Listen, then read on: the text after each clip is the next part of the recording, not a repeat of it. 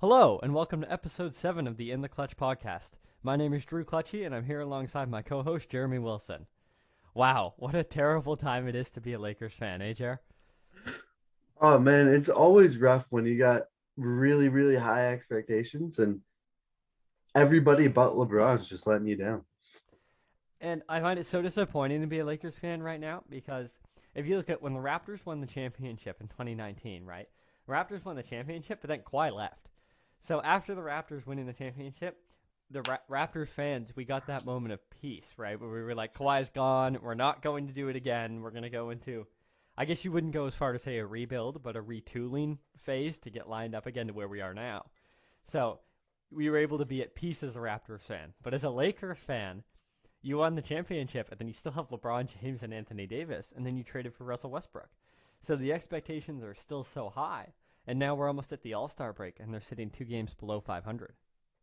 Yeah, like I'm sure their expectations for the regular season weren't huge. You never really expect LeBron to do much in the regular season except for turn up in the playoffs, right? Right. But I'm sure your expectation was to be a top four seed and not to be barely making the play in. Well, and the play-in is scary. Like, I love the play-in tournament, which I understand why teams hate it because it comes down to a game or 2 games depending on where you're seated, and anything can go wrong in a game or two, and then you're out of the playoffs. But also, you can't rest guys down the stretch and go into like a rebuild, or there's no intentional tanking basically because you're always so close to the play-in game. Unless I guess the 10-40 Magic, I'm okay if they tank. That's okay. They don't have to compete for the play-in, but I can see because the Lakers right now. Today is, or I guess it's what are we Saturday? It's Saturday, January 29th, and the Lakers are currently 24 and 26, and they're in the ninth seed.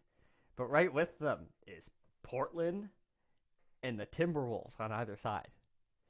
Now, I Yeah, wouldn't want to get the Timberwolves with Karl Anthony Towns, D'Angelo Russell, and Anthony Edwards in a one-off game because if Anthony Edwards drops 45, 50 points, that's it. yeah. And I mean currently the Lakers, it's they would match up with Portland first and then the Timberwolves, and then if they won both of those games, would play Phoenix in the first round. Right. Like this Can, is their best case scenario if the season were to end today. can you imagine Dame waving off LeBron James in the playing game? Oh man, I'm not sure if Dame is gonna play again this season. I'm not sure if you saw his quote on if we're gonna play for a draft pick, I might as well not come back because I'm not playing for a draft pick. Right. So But if the Trailblazers decide to tank, maybe I don't know, San Antonio ends up in that 10 seed, and suddenly that's not a hard game anymore. But but you can never you know. tank? Can you tank if you're in the playing game? Well, you can tank if you're without Dame and without are they without CJ right now? I last I checked, CJ came back. I know he had a collapsed lung, but I think he came back from that. Yeah, so if you lose a couple games and now Dame's out for another 6 weeks and might as well drop to the bottom of the standings. But that might be hard to do though. So the Spurs are right there. They're two. The Blazers are 2 games ahead of the Spurs, 3 games ahead of the Pelicans, 3 games ahead of Sacramento. But let's say Sacramento's not making the playing game. So if I'm the Blazers, let's assume you can get back to a certain degree of health with Dame and CJ, and they still have like Norman Powell's there and Nurkic. Is it not the time to take one last crack with this roster if everybody's kind of healthy and just see if you can upset somebody? Yeah, and I mean, if you're really trying to drop into the lottery, there's no way they're going to get as bad as the Thunder or the Rockets or the Magic or the Pistons. So you're going to be at quote unquote best the fifth worst team in the league. Right. So what's the Which, point of tanking if you can't yeah, really get well, to the bottom? and if you're in the playing game, you're the ninth worst team in the league or something, and the difference between that's not that big. Right. And I mean, if you get, my impression, if you get eliminated in the play in tournament, you are a lottery team. Right. So you're in the lottery regardless. Does it really matter if you have the seventh best odds or the 10th best odds? No, I totally. To me, that's a wash either way. So yeah, if I'm Portland with my current roster, assuming, like I said, if everybody can be reasonably healthy, obviously, if Dame's not really coming back healthy, then you're probably not going to upset the Lakers or the Timberwolves. But if everybody can come back and be reasonably healthy, then I think you take one last crack with this roster before you blow it up or retool it, have a couple of years to figure everything out.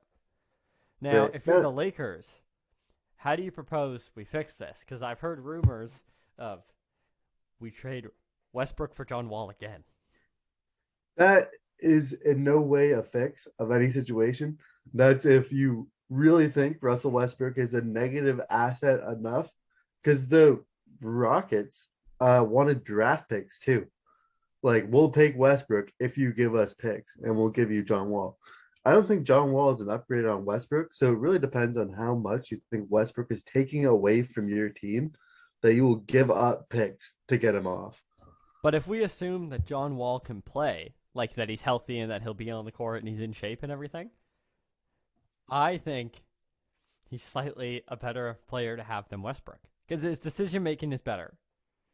And I think he shoots the 3-pointer. I'll verify this as I speak here, but I think he shoots the 3-pointer a little bit better than Westbrook does. Right, So then, but is he really that big of an upgrade? Like, is he gonna make you better than if? Do you think if they had John Wall instead of Westbrook, they would be any better off than what they are right now? well, the late game decision making will be better because right now, like I know they benched Russ at the end of one game, and they still Right. lost, but overall, the decision making will be better down the stretch, right? Because Russ is known to throw the game away by taking some threes and some mid range bank shots in the clutch minutes, and then boom, it's over. So John Wall in the last 2 years though has been a 32% and a 30% three-point shooter. Right, but what's Russell Westbrook? Russell Westbrook has been a 30% and a 32% three-point Oh shooter. wow, so they're about even actually. So they're just about a wash at three-point shooting. And I think Russell Westbrook is a better player than John Wall. So I'm not going to give up draft picks to get Well, no, I wouldn't give up the picks, no upgrade. but if they wanted to swap it 1 for 1, I'd seriously consider it. But I don't think that makes either team better. It might make the Rockets. Well, it's not about making the Rockets better. Who cares? I think it would make the Rockets better. I think Russell Westbrook is a better individual player to have on your team than John Wall. Right. If you want one player to just like carry a team that sucks, I'm picking Westbrook over John Wall. I'm picking LeBron James. Or Giannis. I bet he'd be good at that. Well, LeBron's trying to carry a team that sucks, and Kawhi did pretty well. Although I guess we didn't suck, but like Kawhi's pretty good at carrying. His shoulders were definitely sore after that. but I mean, the Lakers are down pretty bad right now, but they're not too far out of the 7 seed, and they're a little ways out of the 6 seed. But if you can go on a little bit of a tear and even just get up to the 6 seed to the point where you don't have to hit the Warriors or the Suns in the first round, Makes your and then life you get whole a lot really easier. young Phoenix or a really young Memphis team, are you really gonna pick Memphis, who I like, over LeBron in the playoffs? Because I probably wouldn't. I'm not opposed. I know the Lakers are really bad. Like when you watch them, which I know it's crazy to say because they have LeBron James and Westbrook and Anthony Davis who's hurt, but the Lakers really struggle. The spacing is terrible, and just like the overall play, like obviously LeBron James is running around being incredible, but everybody else is on a veteran minimum deal, and it shows. Yeah, and I think it's at least worth mentioning that LeBron, for all intents and purposes, is going to win the scoring title in year 19 at 37 years old. Right. And I'm gonna probably get how deep into his career he was wrong, but the oldest player currently to win the scoring title was Michael Jordan when he was like 34 in his 13th year. Right. And so that's just an absolutely ridiculous thing that LeBron's doing to try to carry this team. But LeBron may be out of the point in his career where he can take a horrible team to the finals. Right. Well, he's 0.2 points per game behind Kevin Durant. Right, but Kevin Durant's out 4 to 6 weeks. Right. And then So Embiid's a little bit behind him. I wouldn't say LeBron's a lock to win the scoring title, but he definitely could. right, and if he does that, he's having one of the best offensive seasons of his career, Right. and the Lakers still suck. Well, it's because everybody else is on a veteran, and I think I can't stress enough how much or the importance of the words veteran minimum. Because when you look at the Lakers, everybody got all excited, like, wow, they're bringing back Dwight Howard, and they have Carmelo Anthony and everything. But there's a reason that no other teams in the league were jumping for these players.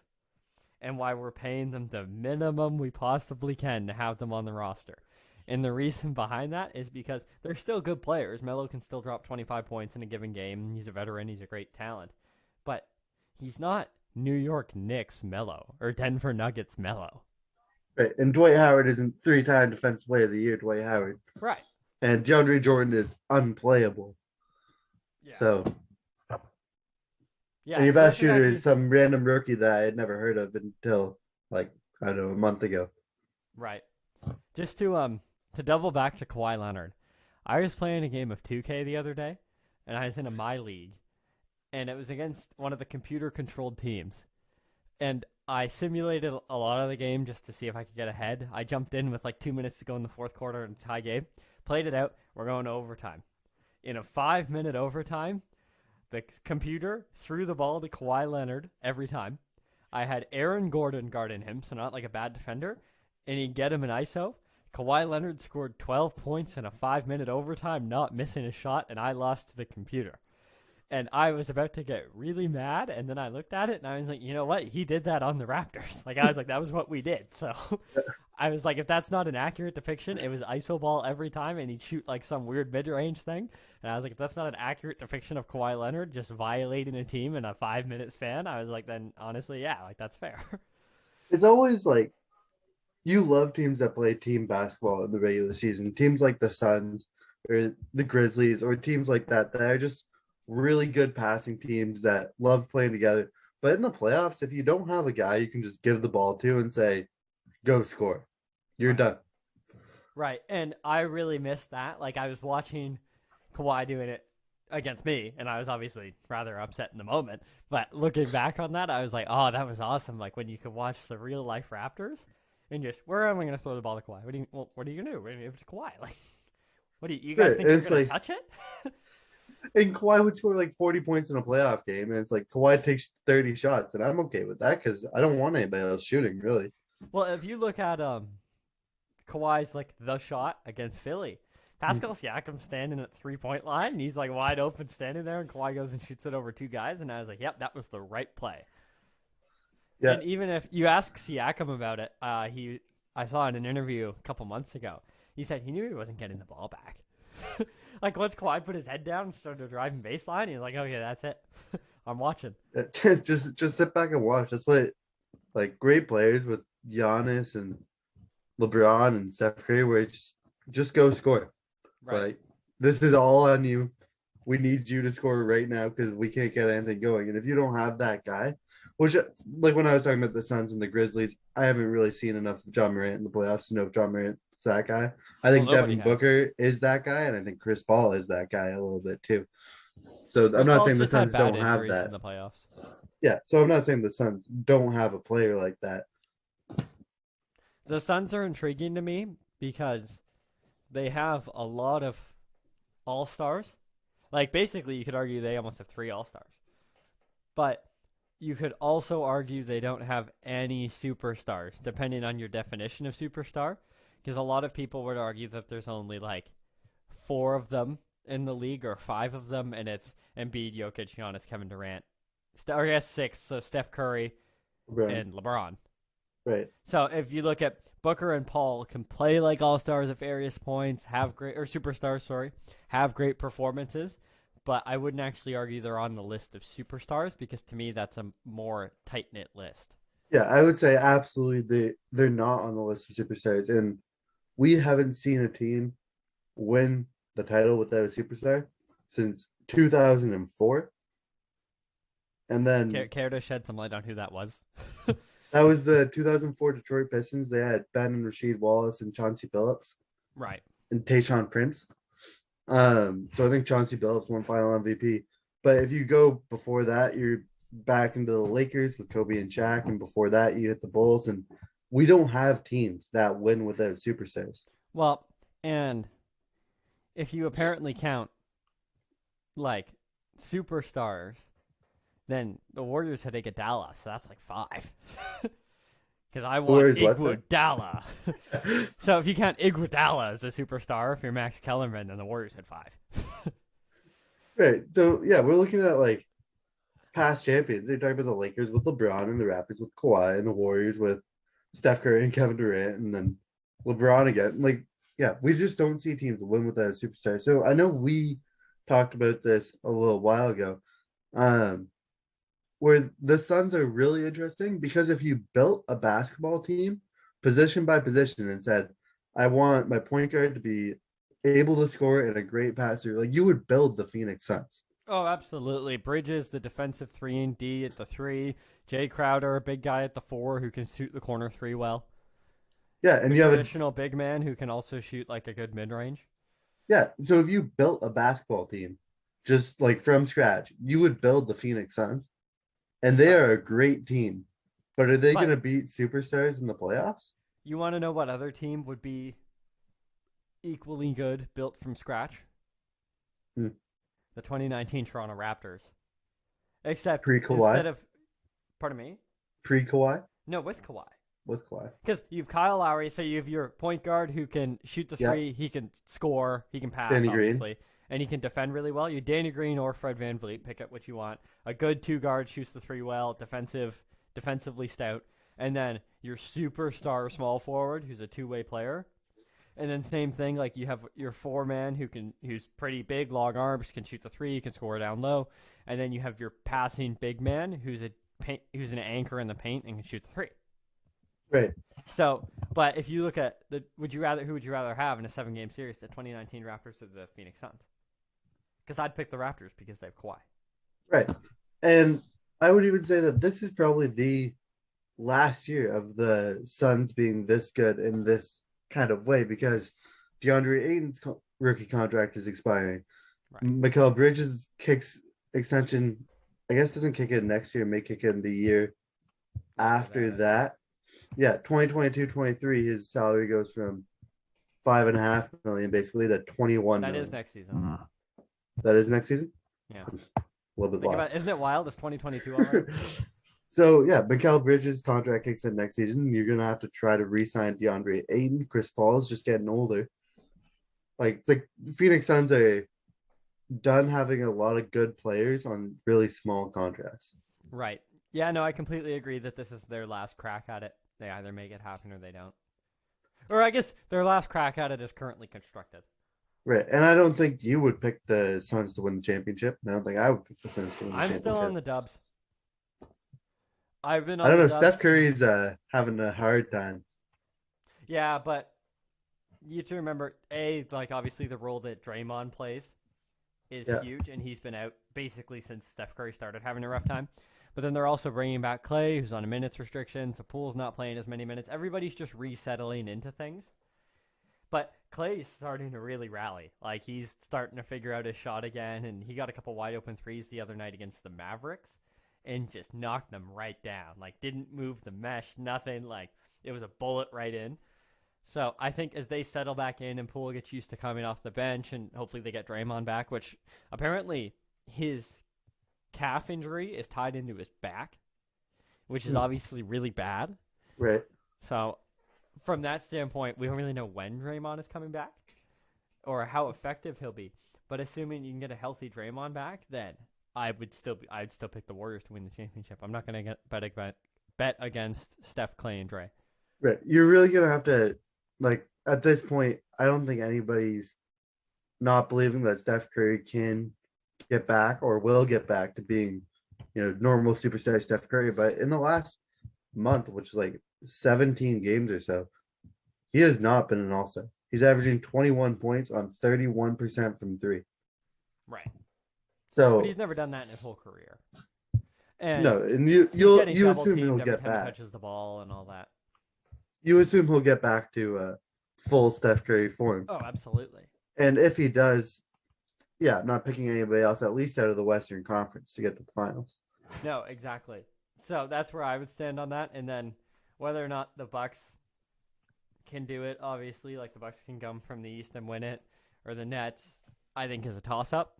I wouldn't pick anybody else out of the East, but I would still pick the Warriors to win the entire thing. Right. Steph Curry's still 25.8 points per game, even though he has this rough stretch. And I'm not against picking the Warriors. I'm not sure who's going to come out of the East between Brooklyn and the Bucks and even the Heat. And I Oh, think right, the Heat. Yeah, Heat, I count the Heat in that debate. whoever comes out of the Eastern Conference, I think will have a good shot. I think right now I would probably pick the Eastern Conference over the Western Conference Right. to win the finals, but obviously not sure yet. So to do a quick transition here, Jared and I have been having a debate for a long time, and we're gonna bring it onto the pod. So, Jared, I'll let you go first to kind of explain your thinking. But Embiid or Jokic, who's the better player? Jokic is a better player. This is not the Who's debate we've been sorry? having. Who would you rather have in Come the the clutch minutes of playoffs, a playoff game? Yeah, Embiid, 100 times in a row. Embiid justify is it. Let's hear a it. more dominant player than Jokic is.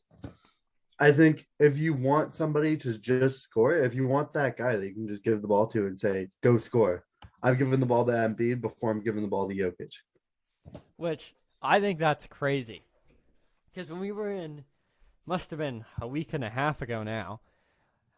Jokic, they were in a close game in clutch minutes. There was like 14 seconds left or something, and they inbounded the ball, got it to Jokic, and he was on the wing outside the 3-point line. And he got double teamed, and he played his way out of the double team to throw a laser of a pass right into the shot pocket in the opposite corner of Aaron Gordon, who hit the game winning three. And my biggest fear with Embiid is that if you throw the double, and assume it's a good double because it's a playoff team, so like if you throw Ayton and Bridges at him for the double, that he won't have that same level of decision making and the ability to execute the pass. So I'm not arguing against Embiid's ability to physically score, but in a situation like that, I'd rather have Jokic's overall skill set. I think Jokic is a better passer than Embiid. I think Embiid's a better rebounder than Jokic, and I think Embiid's a better scorer than Jokic. And I Embiid think Embiid's a averages better fewer defender rebounds than per game, Jokic. though. But in the playoffs, Embiid averages more rebounds per 36 minutes. If you That's true. want playoff stats, I've pulled up some playoff stats from the two of them. Per Okay, read them 36 off. minutes over their careers, it's 26 and a half points for Embiid, 25 points for Jokic, 12 rebounds for Embiid, basically 11 for Jokic, and then 6 assists versus 3 assists for Jokic for Embiid. Right. So almost basically one more point, one more rebound, and then 3 less assists. But I'm also getting a far better defender. That's true. But 3 assists in playoff basketball is worth a lot. Because let's say at least one of those Jokic assists came down the stretch in the fourth quarter with 6 minutes left when it's hard to get buckets, right? Sure. And Jokic threw a good dime and got somebody open and got an easy bucket. That's very, very valuable. Yeah, but who are you going to take as a paint protector? Oh, Like Embiid. if you're going to have a defensive anchor, you're going to take Embiid over Jokic by far. Yeah, So that one extra assist, can we not count on one more defensive stop? I guess. But I just think overall, like, let's take it to the last 15 seconds, 30 seconds of the final minute of the game. I would put it on Jokic to make the right decision because Jokic is also a phenomenal scorer, obviously, 25 points per game in the Yeah, playoffs. So I'd put it on him to make the right decision down the stretch right. and And execute it properly. I think he would make the right decision. I think Embiid would also make the right decision. I have no argument. There are going to be some passes that Jokic could pull off that Embiid wouldn't be able to. Right. Um, but again, I go back to the defense because there are going to be some defensive plays that Embiid can pull off that Jokic won't be able to. But Jokic isn't inherently a bad defender because he's pretty much No, like he's a good defender. I Embiid's a have little no bit arguments with that. bulkier than him, but Jokic is also a 7 footer. And I wouldn't say Embiid's a bad passer. No, which yeah, fair enough. But I think to me, what you gain in Jokic's overall passing and decision making, in my head, outweighs what you gain from Embiid on the defensive end. I'm just looking now. I'm hunting their free throw percentages. I think I Embiid is a here we very go. good I got free throw Embiid. shooter. Go ahead. 81.2%. 81.2%. And I can get Jokic this year is shooting, I'll let you know. Oh, I got him. Wait. 81% from the free throw line this Yeah, year. so basically a wash. Basically a wash, yeah. Oh, not even 1%. like 0.3%. Okay, yes, that's a wash too. Yeah, so I don't know. I think to me, like, it's not. When you initially asked me the question in our chat, I thought it was clear. I was like, oh yeah, Jokic. Like, I didn't even think about it. Now, if we want to talk about what Stephen A. Smith said about he would rather John Morant in the playoffs than Giannis, or he's not sure, that is just absurd. Yeah, well, to me, that's absurd just because obviously I'm not here to slander John Morant in any way, shape, or form because he's incredible. But frankly, you've seen it from Giannis. So like if we were talking about John Morant or Luca, I'd be like, sure. Like I Right. if he was like maybe and I would think about that seriously. But the fact that we've seen it like game 6 Giannis 50 points, 17 of 19 from the free throw line, wins the chip. We've seen him be incredible in the playoffs. We know he's capable of it. So to me, that's like a done deal. Like Giannis had an incredible playoff run, led the Bucks to the championship. So to talk about putting John Morant in front of him, which we haven't seen anything from John Morant, I think that's ridiculous. Right. And I like John Morant, but you're talking about a back to back MVP, a finals MVP, and we saw him make ridiculous defensive plays in the finals. That play where he blocked the alley and the oop on Aiton, he Yeah. got back to the rim and blocked it. If anybody doesn't know what play he's talking about, I would highly suggest you YouTube it. Giannis is guarding a pick and roll between, I think it's a pick and roll between Aiton and I'm not sure who's throwing the lob. It was Booker CP. Okay, I and think he I'm was gonna lean Buck. I think it was Buck. and he was guarding the ball handler, and then after he threw the alley oop, turned, took about 2 steps, and blocked DeAndre Ayton at the rim, and Which it was I, absolutely ridiculous. the the Bucks won in such a stylish way. Like they went down 0-2, came back. Giannis had an incredible game. There was the Drew Holiday steal to the Giannis alley oop at the end. It was in the same way that it was such a good time when the Raptors won because it was just so visually appealing. It was the same with the Bucks. Where just like whether or not they win another one, what a great time it was or is to be a Bucks fan or be a Giannis fan or whoever, and just see all that come together for them. And even in the same way that the Raptors got blocked by LeBron so many times through like 2015, 16, 17, 18 to get to the championship, the Bucks got stopped by Kawhi, and that was their big Right. iconic moment. So for the Bucks to finally win the championship and to look back at that, like that's awesome. Right, and really, you could say the Raptors were to the Bucks what LeBron was to the Raptors, just on a little bit lesser extent. Because I know Giannis lost to the Raptors at least twice in the playoffs before Right. winning. Well, and you see a lot of that historically too, where MJ got blocked by the Detroit. Pistons, Yep. and then there were so many people that were blocked by MJ. Yep. Like Hakeem was blocked by MJ, MJ got blocked by the Pistons, and it goes down the list, right? Right. So you see that historically, where it's so much of the NBA is just about making that one deal or having everything come together in some way just to get over the hump.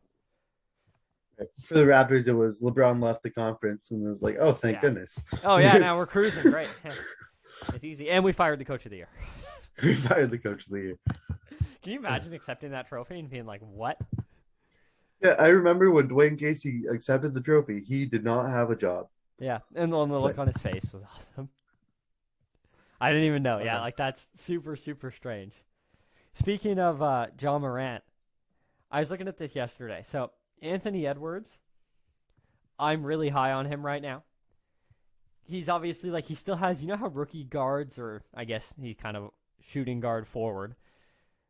Rookie, like rookie players or sophomore players like that, they tend to struggle with efficiency, and you're seeing it with Cade, and you're seeing it with Jalen Green. Right.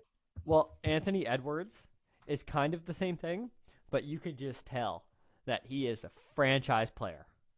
Like he's had so many games where he's just completely shown out and done so many things. He had a game where he hit 10 threes. He's a big body, like 6'4", 225.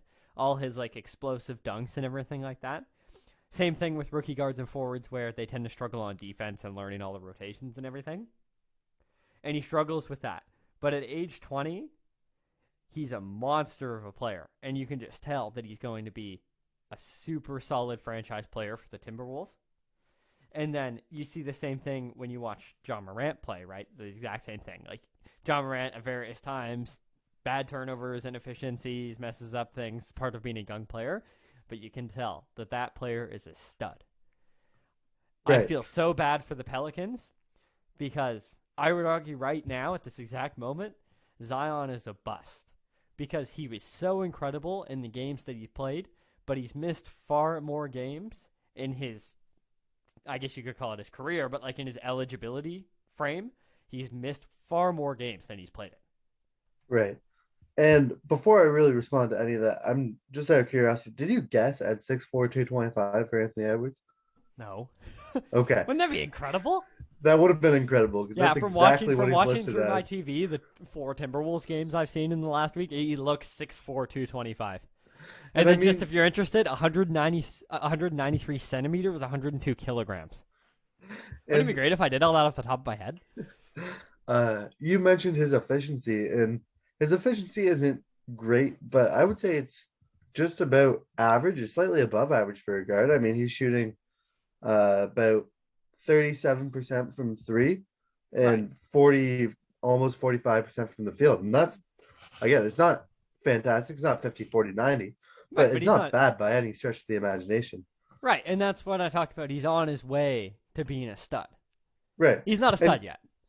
and you're talking about like Zion versus John Morant. I would have been in the camp even just last year when Zion had still missed a ton of games, but we had seen what he could be when he played. And I would have Right. been in the camp that was still telling you that, hey, I would take Zion over John Morant. Well, And and the now cut. that opinion has become totally obsolete. Like that's not even a conversation anymore. Right. Well, and the thing too is, so I touched on Jaw and Anthony Edwards and the fact that you're not getting that from Zion. But like, if you look at it, like there was also in recent years Lamelo Ball, who also like similar to Anthony Edwards, like he looks like he's going to be a franchise star. Whether or not he gets there, we'll have to wait and see. But he has all the skills. He makes big plays when they need to. Scotty Barnes looks great. Like he looks like same thing. He'll be that for the Raptors. So if you're the Pelicans and you ended up with Zion, which is rumored now that Zion doesn't even want to be there. He wants to go play with Cam Reddish and R.J. Barrett in New York. His favorite Uh, arena to play in. He's been on the record saying that is he loves playing in MSG when he plays against the Knicks. So it must just be so disappointing for them because Anthony Edwards is 23 points per game, 5 rebounds, and almost 4 assists, and making like exciting monster plays.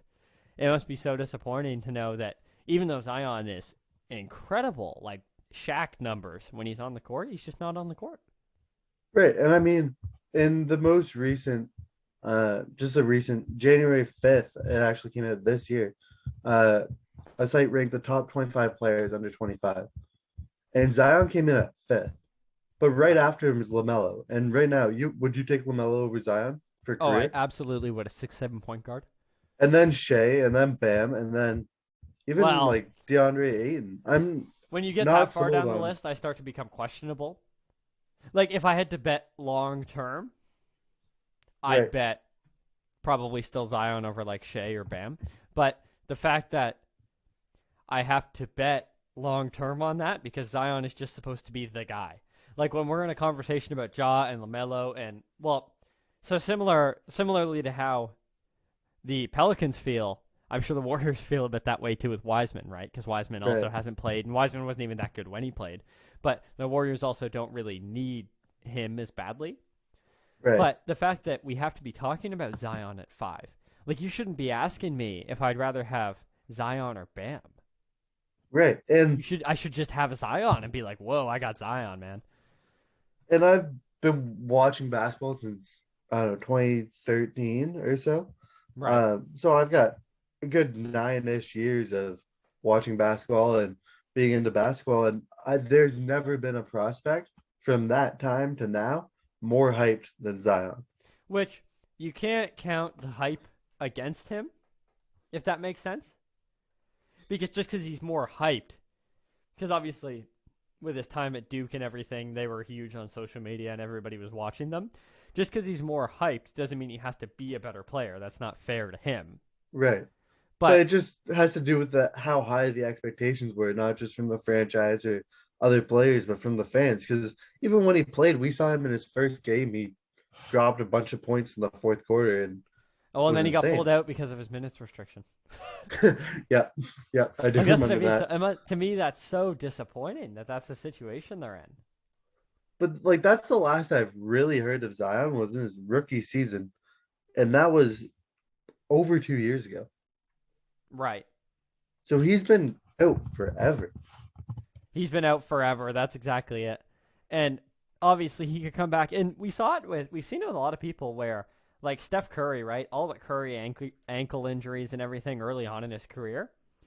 And Right. Curry figured it out, right? Apparently, if you talk to, well, not that I get to talk, I'd love to talk to his teammates, but if you hear interviews from his teammates, like he worked an insane amount on his ankles to Right. make sure they were strong and that they could hold up to the abuse they'd face in the NBA. And it's not to say that Zion can't do that, but you also have things like players like Derrick Rose, Right. where Where that was he effectively tore the up end of his Derrick knee Rose. and he lost the explosiveness that made him MVP. Right. And to cross over, like in the hockey, like it was the same thing with Sidney Crosby. Sidney Crosby had tons of concussions and everything early on, but apparently he also really worked like on overall building muscle so he wouldn't get thrown around as much as he did when he was 19 and 20 years old. But also, like if you look at Sidney Crosby now in an interview, his neck is like the size of my thigh because apparently he literally strengthened his neck so that he wouldn't get bashed around as much like his upper body and his head. So his neck is like a tree trunk. Right. And And I mean, there have been, go ahead. you see like the great, and I guess that's part of why they're such great players, right? Because not everybody is physically gifted in terms of being the ability to go injury free, but you see like the great players, if they have a problem, they fix it. Right. And there have been, I think, stories about Zion not necessarily giving everything he's got to rehab and Right. things like that, where just make you questionable about his work ethic. And again, I have no doubt that Zion has the opportunity to be a superstar. Like he played 61 games last year, and he was actually an all-star last year, Right. Well, he's averaging going to be an all-star 27 any year, points. the fan vote. He was averaging 27 and 7 last year Right. on great efficiency, shooting like I can't his field goal percentage was over 60%. Right. So when he plays, he can do that. But the question is he ever gonna play? Well, and that's, is he ever going to play? And we'll have to wait and see on that because I know you mentioned in that in your little speech there that he hasn't taken rehab particularly seriously through his career. Right. And when I heard yesterday, I think it was Stephen A. Smith, but don't quote me on it, that LeBron James hurt his back like early in his career, like he had lots of back issues. And LeBron gets his back treated every single day to make Right. sure that it is ready to go for an NBA game and that there are no lingering effects of anything. Right. So when you have a player like Zion, which obviously there is infinite team doctors, nutritionists, anything else available to him, when you have a player like that that's not taking it seriously enough, that really makes me question how much you'd want that player on your team. Right. So yeah, Zion can score, Zion can rebound, Zion can be that guy, but Zion right now cannot be a player you're trying to build around because you just don't know about his future. Right. Same Which reason you have to question whether you want Bam over the next 15 years or Zion. right. Which that shouldn't even be a discussion, right? And the other thing too is Zion is not a good defender, which is Right. commonly a misnomer that he's awesome because he gets big blocks and stuff like that. Yeah. But statistically, Zion is not a good defender, which you can chalk that up. Like, I don't want to over slander Zion. You can chalk that up to the fact that like he's young, he's inexperienced. The Pelicans aren't particularly a great defensive team, obviously, and they're all over the place, people in and out of the lineup. But he doesn't have that going for him currently either. So the fact Right. that if the work ethic's not there for the rehab, it doesn't make me feel that the work ethic's going to be there for learning team defense either. Right. So then you get into this really tricky scenario where it's just uncomfortable. Right. And I mean, you don't really expect young players to come into the league and already be good defenders. You expect them to need to figure out how to defend at the NBA level. And Zion, again, would have the potential to be a good defender with the vertical and with like just physical ability. But yeah, like you mentioned, will he ever try hard enough? Right. And that's exactly, and I guess we'll have to wait and see. Would you rather have a good team defender or a good on ball defender if you can only have one? So, like, think of like Robert Covington in terms of the team defender, and then on ball defender, pick anybody. I'd rather have a good on ball defender. It's like Drew Holiday. Like Drew Holiday. Not Like that Drew Holiday's a bad team defender, obviously, but like, but anybody that again, when we're talking about the playoffs and you want that one guy that you can get say, go get a bucket, I want the one guy that you can say, go stop that guy who's gonna go get a bucket. right. Or I guess the third option would be: do you want a good help defender like Giannis or Jared Allen or something? I think I would still You know take the the on difference ball. between like what I mean and difference between like Yeah. team defender and help defender. Yeah. Where help defenders like literally like yeah they're just gonna fly through the air and block somebody at the rim or stop the drive, Right. but team defenders like you're the third guy, so like you're not in help and you're not on the ball, but you're guarding the guy in the corner, but you have to make a good decision as to do you need to be the third guy to come help or do you need to rotate or do you need to steal and jump a skip pass, like you're that third guy. Right. So would you rather have a good on-ball defender, a good help defender, or just a good overall team defender? No, I'm gonna take the on ball defender. I really want the guy like OG or like Mikal Bridges where you can wherever the best player on the floor is, you can say, go guard that guy. He doesn't score. Right. So if you remember the Celtics series 2 years ago now, I guess that was between the Raptors and the Celtics. Um OG went from guarding Kemba to guarding Jason Tatum to like OG was just guarding whoever was feeling it in that moment because he was the best defender for whatever position the best of offensive player was. Right. Yeah. So that's always an interesting debate for me. I go back and forth about that in my head a lot, where I'm never certain as to where I'd want my best defender to be. But I think ultimately I do side with you on on ball. But it takes me a while to get there. Like I debated in my head for a little bit.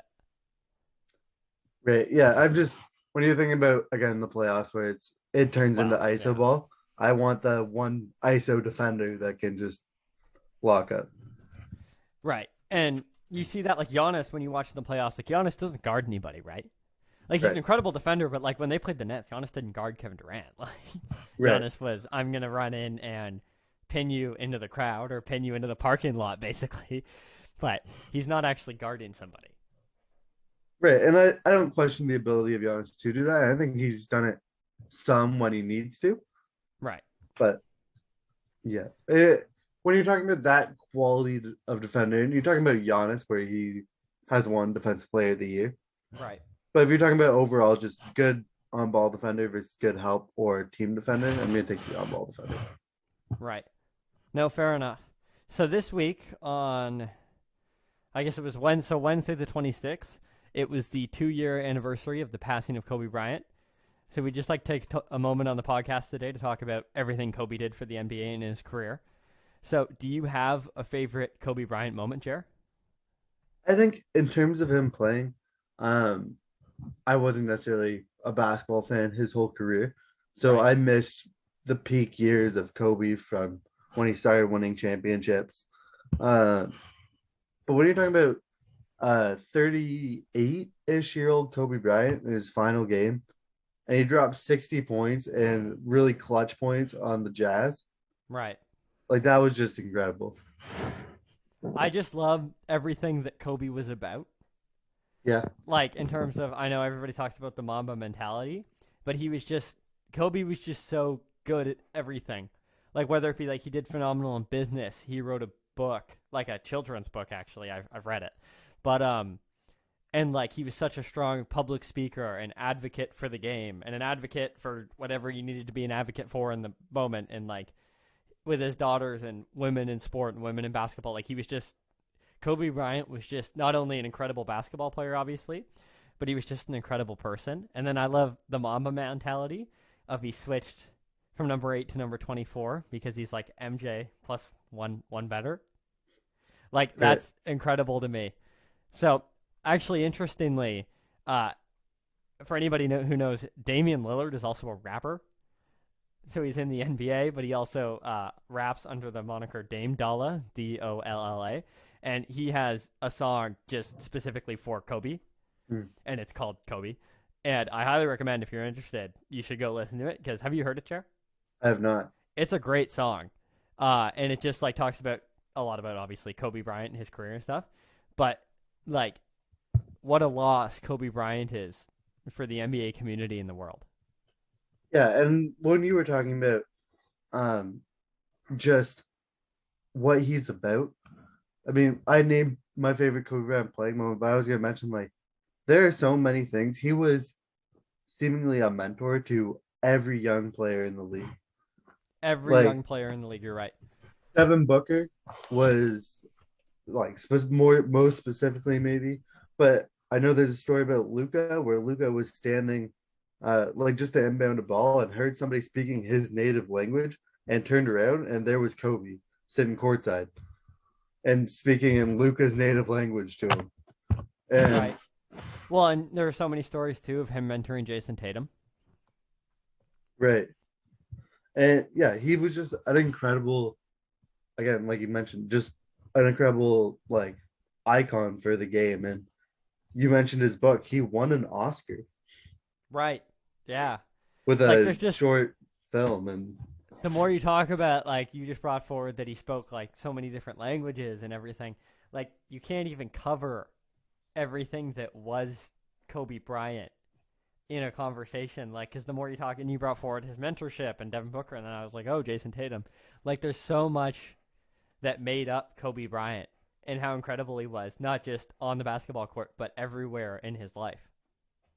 right. And it's so good for basketball when players and icons of that caliber are also just really genuine good people.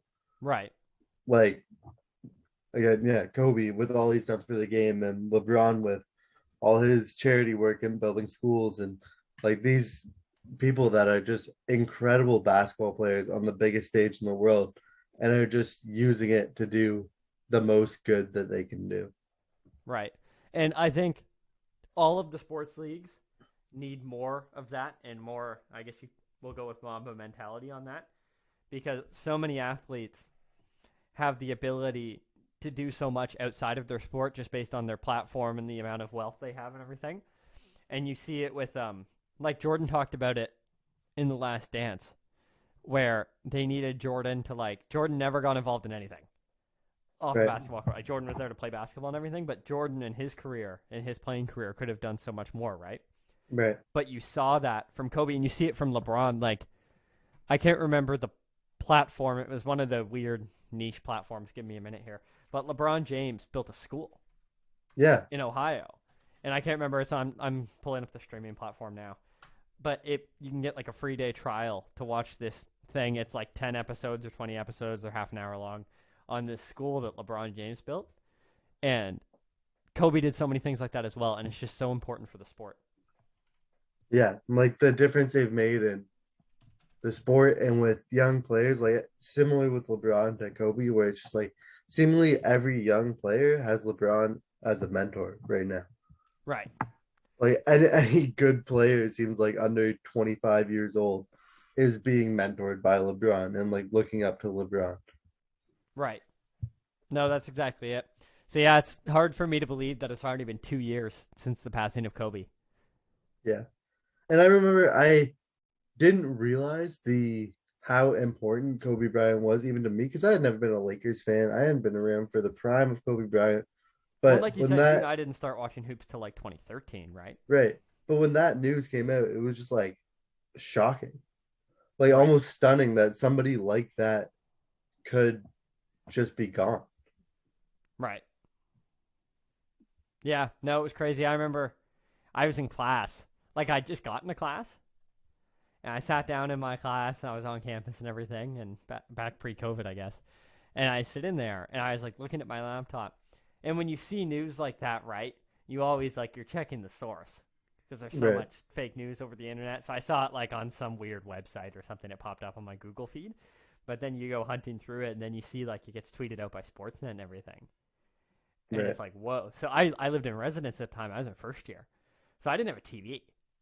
So I ran back to like to residence and hopped on like there's TV in the lounge and somebody was using it or just like finishing up watching something. And I was like, "Can I borrow that?" And they were like, "Yeah." And the TV had cable. I just sat Right. in the lounge for like I don't know hours, just like watching the news like about Kobe Bryant and more things came out and people said things right, and I was like watching the news for hours, Right. just like sitting in the lounge. And because like there weren't really any other, there were a couple I guess, but there weren't too many big basketball fans, so there were only like a couple of us there. But like I couldn't believe it. Yeah. It was really incredible, like shocking news. And even the next, I'm not sure if it was next day or a couple days later, whenever it was that all the basketball games kind of came back on and all the teams were taking 8-second violations and 24-second Yeah, violations to it was just really, really that part was really, really cool. yeah, no, and you saw it like there were players in those games like Booker and LeBron and everything, and they were crying on the court. Right. But yeah, I just think, and it hits me too, because like typically like I yell Kobe when I shoot. Right. So now I yell for Kobe when I shoot. Right. And I haven't played 21 since I played 24. Right. And it's just yeah, there was such a major, major impact. Yeah, it's just unbelievable to me that it has been 2 years, and I will forever miss Kobe Bryant. It's yeah, no real words for that. It's just really too bad that he was gone so soon. Yeah, no, exactly. Do you have any comments on the All Star starters? I know those came out this week. When you look at the All-Star starters, Wiggins does not belong. I'm not saying One there of was these things is somebody not like the others. one of these things is not like the others. I'm not saying there's somebody definitively that should replace him, but if you listen to just the front court, I'm gonna list the other five front court starters: Durant, Giannis, Embiid, LeBron, Jokic, Right. and then Andrew Wiggins. So, like, are you saying we should, like, you'd rather bump Giannis out of the East to put Wiggins in there? Because I'm he's from saying Canada. Wiggins just doesn't fit in the All Star starters. Right. Yeah. No, you're not wrong. Like, and that's why people criticize the fan vote, right? It's Right. because Wiggins, you're right. Wiggins is not fit in the All Star starters. And 50% of the All Star starters is decided by the fans. So he clearly doesn't fit in there. But also, I can't say I'm disappointed. Like, he's Canadian and he's having a good year. He's efficient and everything. But yeah, he's not a starter. Right. And I don't know if everybody will remember the time that the Warriors fans almost got Zaza Pachulia in as an all-star starter, and Well, Adam and in the Silver was NHL, like, "We got to change the rules." yeah, well, Not same thing happened in the happening. NHL when they got John Scott in there. So Right. the NHL, they had John Scott in the, which for anybody who doesn't know, John Scott's like, obviously he's in the NHL, so he's an incredible hockey player. But he was more known, he was a typical enforcer kind of fighter guy. But yeah, he was an NHL All Star. And it was the same thing. The NHL kind of adjusted their rules following that because you only get somebody like John Scott in there once. Right. And Adam Silver actually changed the rules before they could get Zaza Pachulia in there. Right. No, the NHL had John Scott as an All Star once. So But when Adam the Silver saw interesting thing is, Zaza coming, he was like, "Absolutely not. We're going to change this so he can't make it." right. But then the interesting thing for me is then, do you see, do you think the NBA should change the rules to stop a player like, because Wiggins, you could argue is an All Star, but he's not an All Star starter. Right. And I'm not going to say that it's not the same as the Zaza Pachulia situation because obviously with the 25% media and 25% player vote, Zaza Pachulia didn't make it because I would assume he didn't get a single vote from players and media. Right. So Wiggins is Well, clearly I a don't know. The Warriors much might have voted for him. Wiggins is clearly a much better player than Zaza Pachulia was. And I don't think I have an issue with somebody of his caliber occasionally making it as an all-star starter because you also want the fans to be involved and you don't want to take away they don't have all the power, they just have most of the say. So if they want somebody in and they're pretty good, they'll Right. get in. Right. And I'm okay with that. You're okay. So you're ultimate like you. So you believe that obviously Wiggins doesn't belong, but you think it's okay. Yeah, I What do you don't think? think Wiggins does necessarily deserves to be an all-star starter. Um, but I don't have a real issue with him being an all-star starter. Well, and part of it too is like the positions. So Doncic is a guard, which Right, means he can't replace Wiggins anyway. right. So that brings forward to me an interesting debate where it's like, I don't know what you do because obviously Wiggins is in, and I guess ultimately I feel the same way you do, where like Wiggins is in, but I'm not opposed to it because he's at least an all-star caliber player in some way, shape, or form. And then Right. when you bring forward the positions and everything and the fan vote, he's in. So if I was the NBA, I wouldn't change anything. I'd just let him be an Yeah. all-star. And it's not like the Western Conference is really deep at the front court position. Like you got LeBron and Jokic, but your options for replacing them are Towns, Towns is really, really good. Right. Um, Oh, right. or Yeah, Towns, I guess, is the biggest snub. Draymond at 7, 7, and 7. Well, yeah, but Draymond hasn't played enough games anymore. Right. He's So missed too like many. there aren't that many people realistically who could even replace Wiggins in that front court spot. Right.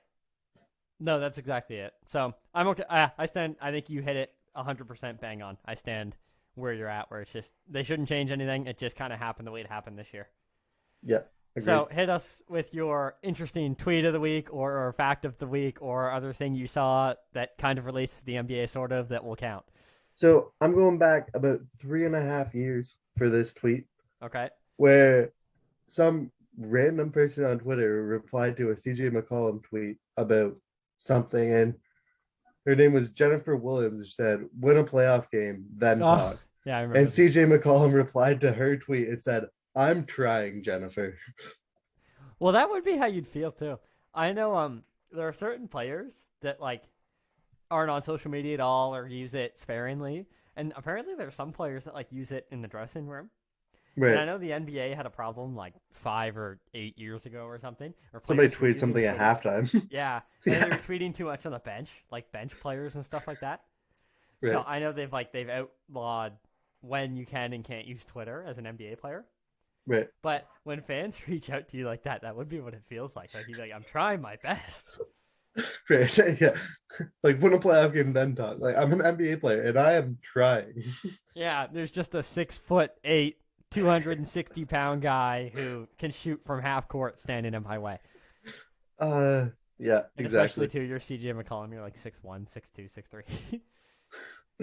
Uh Yeah, what that is a solid tweet. I love NBA Twitter. Like NBA Twitter specifically is so much better than any of the other sporting leagues in my opinion because that's it meets like that niche spot where NBA players are more celebrity than other sports. So like right. it's an NHL, it's less about the players and stuff like that, but they're also 82 games. Right. So it's such a long season where so many things happen, but also the players themselves, similar to soccer, are famous enough. Right. So it's like NBA Twitter is like this sweet spot where there's enough happening, but also the players are big enough that you see some really good things. And I'm just gonna I just saw this and this might be the tweet that aged the worst of all tweets ever. Okay. Um, Kevin Durant in July of 2010 saying, "Now everybody want to play for the Heat and the Lakers. Let's go back to being competitive and going at these people's." And then joining the Warriors And five then years joining the later, Warriors, and then joining Brooklyn. and then joining Brooklyn. Yeah, Ah, that's Kevin hilarious. Durant is something. I've never been a fan of him on social media at all, just because of things like that. Yeah, So like, Kevin Durant is an incredible player, but I've never been a fan of him, like social media. personally, yeah, and Right. socially and that kind of thing off the court. But we can make that a whole nother episode of the podcast. I'm sure. Well, that's all we've got on the In the Clutch podcast this week. We'd like to thank you all for listening, and we'll see you next time.